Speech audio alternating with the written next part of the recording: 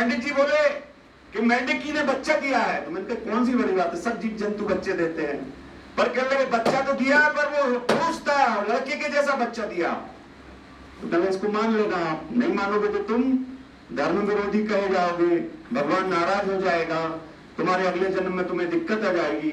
इस तरह से इन्होंने मानने की प्रवृत्ति यहाँ पे जारी करवाई, इस देश में लागू कराई, और परिणाम उसका ये हुआ कि आज पूरा हमारा समाज मानने में लगा, जानने में नहीं लगा।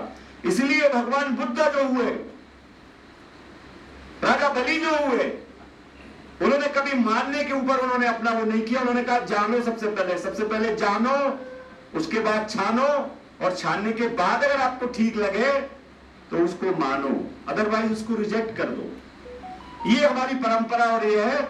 इसलिए बात बोलने से पहले मैं आपको बता देता हूं कि आप पहली बार है, और आज की इस थोड़ा बहुत मेरा जो उद्बोधन होगा, अभी से नहीं बताऊंगा कितने मिनट का होगा, पर मेरा थोड़ा बहुत जो उद्बोधन होगा, उस उद्बोधन को मानने की जरूरत नहीं है, उसको सुनिए, समझिए, जानने की कोशिश करिए और छानने की कोशिश करिए, और करने के बाद अगर ठीक लगे तो फिर इसको हम लोग सब मिलके, संगठन आपके पास है, लक्ष्य आपके पास है, दोस्त आपके पता है, दुश्मन आपको पता है, हम अंतिम लक्ष्य तक चलेंगे। और जैसे मुझे, मैं पहले से भविष्यवाणी कर रहा हूं कि ये मिशन कामयाब महाराष्ट्र की भूमि से होने वाला है, और महाराष्ट्र की भूमि में नींव के पत्थर अगर कोई बनने वाले हैं तो आप सब लोग बनने वाले हैं। इस बात की मैं अग्रिम बधाई आपको देता हूं।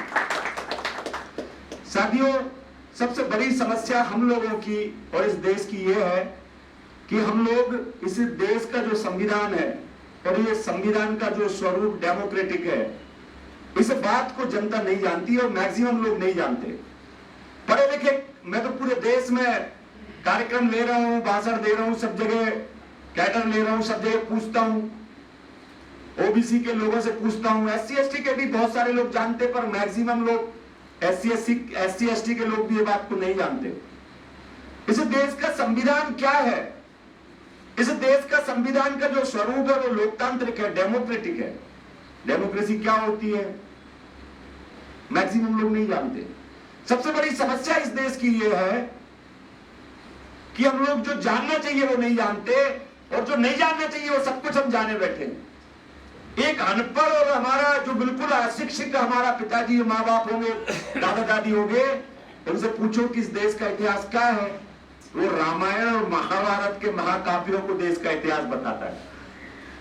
रामायण महाभारत लिखे हुए 184 से पूर्व भरतृहरि मौर्य के साथ हत्या के बाद पुष्यमित्र शुंग ने जब उनको लिखा, उन ग्रंथों को अपना देश का मैक्सिमम जो हमारा समाज है उसको इतिहास जानता है, उसको इतिहास मानता है। और इस देश का जो असली इतिहास है और सच्चा इतिहास है, 99.99% हमारे लोग उस बात को नहीं जानते। सबसे बड़ी समस्या ये है। दूसरी सबसे बड़ी समस्या ये है, कितने लोगों के घरों में संविधान है? हाथ खड़े करिए यहां मिलने के पहले। ग्रेट। इसलिए तो मैं बोल रहा हूं कि मुझे लगता है कि मामला बहुत अच्छा होने वाला है। मैंने बहुत सारे कार्यक्रम, अभी तक 5000 कार्यक्रम में ले चुका हूं, पर मैक्सिमम कार्यक्रमों में मैं पूछता हूं कितने लोगों के घर में संविधान है, तो मुश्किल से 0.1% लोग हाथ खड़े करते हैं। अगर 100 लोग खड़े हैं, 100 लोग अगर बैठे हैं, 1000 लोग, 10,000 लोग बैठे, अधिकतम 1-2, 0.1, 0.2, 0.5% लोग हाथ खड़ा करते हैं। यहां तो इतने सारे लोगों ने हाथ खड़ा किया। इसका मतलब है कि महापुरुषों के विचारधारा का प्रभाव उधर है, अच्छी बात है। भारत का संविधान हम लोगों के घरों में होना और केवल उसकी पूजा करने के लिए और उसको रखने के लिए, सजाने के लिए नहीं होना। भारत का संविधान क्या है उसका अभ्यास करने की आवश्यकता है, उसको पढ़ने लिखने की आवश्यकता है, उस पर अमल करने की आवश्यकता है। केवल वकीलों को ये भारत का संविधान पता होना चाहिए, उसके आर्टिकल पता होना चाहिए, ऐसी बात नहीं है। हर एक व्यक्ति जो भारत में निवास करता है उसको भारत का संविधान उसके घर में हो, और भारत का संविधान क्या है उसके बारे में जानकारी होना चाहिए। भारत का संविधान का स्वरूप डेमोक्रेटिक है, लोकतांत्रिक है। लोकतंत्र क्या होता है? कोई बता सकता है लोकतंत्र क्या होता है? Anybody? What is the definition of democracy? Yes, democracy is the people, by the people and for the people. Very good. आपने बताया, मैक्सिमम लोगों को नहीं पता रहता। जनता के लिए, जनता के द्वारा शासन व्यवस्था, ये डेमोक्रेसी है। जैसे मैंने एक नारा लगवाया आपको काशीराम जी लगवाया करते थे ये नारे को। ये डेमोक्रेसी की परिभाषा ये नारा है। कौन सा नारा? नो, जिसकी जितनी संख्या भारी उसकी उतनी हिस्सेदारी। ये नारा नहीं है, ये डेमोक्रेसी की डेफिनेशन है। बोलचाल की भाषा में, नारों की भाषा में, और जो साहित्यिक भाषा है वो of the people, for the people, by the people है। जनता का, जनता के लिए, जनता के द्वारा शासन व्यवस्था। कितने तरह की जनता होती है इस देश के अंदर? सबसे बड़ी प्रॉब्लम क्या है इस देश की? ये है, एक तो डेफिनेशन संविधान मालूम नहीं है। संविधान का स्वरूप जो लोकतांत्रिक होता है वो लोकतंत्र को जानते नहीं हम लोग। आज आरक्षण पे पूरे देश के अंदर आरक्षण पे विवाद है। अभी जैसे हमारे भाई बोल रहे थे, आरक्षण आरक्षण। अगर आप संविधान देखेंगे, आरक्षण नाम की कोई चीज भारत के संविधान में नहीं है। और पूरे डिबेट और पूरा सब कुछ इस ऊपर पूरा मामला बना हुआ है आरक्षण तो बना हुआ है। जबकि भारत का संविधान आप पढ़ोगे तो उसमें आरक्षण नाम का शब्द नहीं है। और जो कुछ भी आपको आरक्षण के नाम पे जो मिल रहा है वो केवल प्रतिनिधित्व क्यों मिल रहा है, वो रिप्रेजेंटेशन क्यों है? क्योंकि इस भारत के संविधान का जो स्वरूप है वो लोकतांत्रिक है।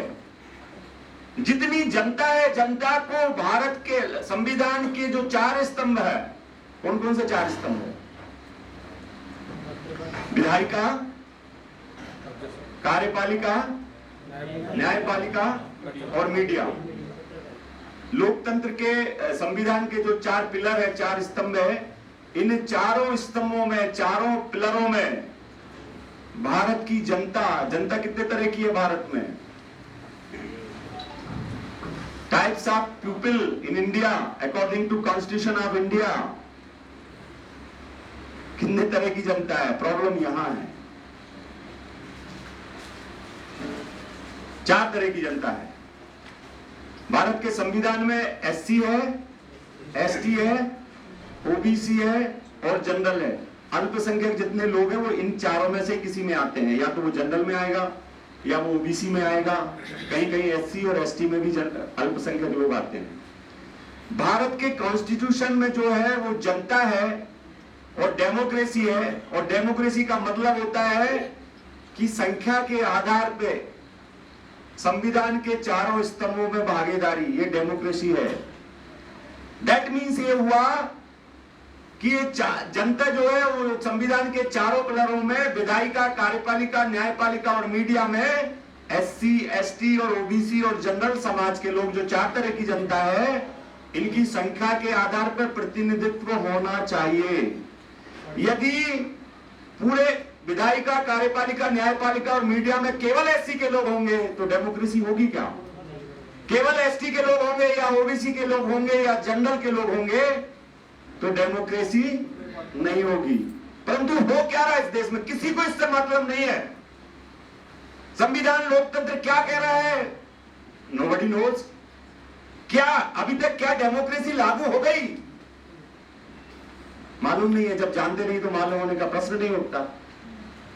अभी तो एससी के लोग ये समझते, पता नहीं हमारा बहुत बाबा साहब अम्बेडकर ने बहुत बड़ा उपकार कर दिया हमारे ऊपर और हमारे लिए आरक्षण दे दिया और हम आगे बढ़ गए। कोई किसी के ऊपर उपकार नहीं है। बाबा साहब अम्बेडकर के प्रयासों से और अंग्रेजों के प्रयासों से, एक बात मैं बता देना चाहता हूं, छत्रपति शिवाजी महाराज के बाद जितने भी महापुरुष, महात्मा फूले के बाद जितने भी महापुरुष आप जानते हैं, यदि इस देश में अंग्रेज नहीं आए होते, एक भी ना ज्योतिबा फूले इस देश में होते, ना साहू जी महाराज होते, ना अम्बेडकर जी होते, ना काशीराम जी होते, ना हम होते, ना आप कोई होते। जिस स्वरूप में आज हम हैं, जिस स्वरूप में आज हम हैं, कोई नहीं होता। मैं आगे बताऊंगा हम लोग कहां होते और क्या कर रहे होते। भारत का संविधान में 4 पिलर है। इन 4 पिलरों में ये मैंडेटरी है। शेड्यूल कास्ट, ट्राइब और ओबीसी और जनरल के लोग, इनकी संख्या के आधार पर इसमें फिल होना चाहिए, तभी लोकतंत्र होगा, तभी संविधान की भावना पूरी होगी। और हो क्या रहा है? सबसे बड़ी समस्या ये है इस देश की, हम देश को नहीं जानते। अब विधायिका की बात करें, विधायिका कानून बनाने वाली संस्था, कितने तरह की संस्थाएं देश में कानून बनाती है? कानून बनाने वाली कितनी संस्थाएं देश में काम करती हैं? Vidhan Sabha, Lok Sabha. Anybody else? This is the main problem of you people. Vidhan Sabha है, लोकसभा है, राज्यसभा है और विधान परिषद है। 4 तरह की संस्थाएं देश में कानून बनाने की, विधायिका जिनको बोल रहे हैं, कानून बनाने वाली 4 संस्थाएं देश में। पहला जो पिलर है उसमें 4 भाग है, विधानसभा, लोकसभा, राज्यसभा और विधान परिषद। देश का संविधान ये कहता है, देश की लोकतंत्र ये कहता है कि विधायिका में चारों पिलरों में शेड्यूल कास्ट, ट्राइब्स, ओबीसी और जनरल समाज की संख्या के आधार पर भागीदारी होना चाहिए। अब उदाहरण ले लेते हैं, मैं मध्य प्रदेश का रटा हुआ है, महाराष्ट्र का भी मैंने पूछा। महाराष्ट्र की विधानसभा में कितने सीटें हैं? 288। महाराष्ट्र में एससी समाज की संख्या कितनी है? 29 this is again another problem of you people. 29%। 13% SC how many, कितने परसेंट एससी महाराष्ट्र में है? कितने परसेंट एससी? 13% एससी है और जनगणना के मुताबिक 11% और रिजर्वेशन 13% 13% है और पॉपुलेशन 11%। 11% है, 13% मिल रहा है, बहुत अच्छी बात है। 2% एक्स्ट्रा मिल रहा है, बधाई। कन्वर्टेड बुद्धिस्ट जो है उनको लिया है, वेरी गुड। पकड़ा नहीं। तो 288 यहाँ पे विधानसभा क्षेत्र है, इसका अगर 13%, अगर इसका 288 का 13% निकालेंगे तो कितनी होती है? 36। महाराष्ट्र की विधानसभा में 36 सीटें, 36। मैं हिंदी में बोल रहा हूँ, नो प्रॉब्लम, मराठी नहीं बोल पाता, अभी कोशिश करूंगा अगर अगली बार आऊं तो मराठी में आपको बोलूं।